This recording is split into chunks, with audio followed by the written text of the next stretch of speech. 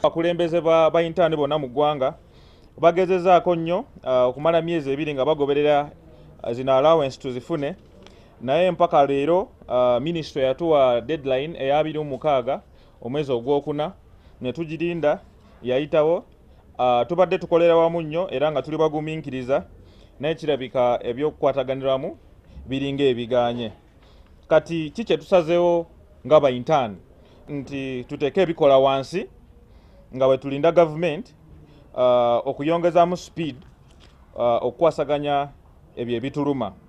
Okuva mu emirundi gyonna gye tugezezaako okwebuuza n'okuteesa n'abakulembeze abali mu National Executive, tulabye nti embeera y'abasawo esobola okuimprovinga bwe tuba tukoledde wamu, naye ekyo kirabika kigaanye.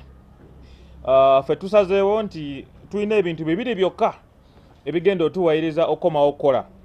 Bwe nga tebirabise tetugenda kukomawo ku mirimu. Ensonga esooka nga allowance zaffe tuzifunye.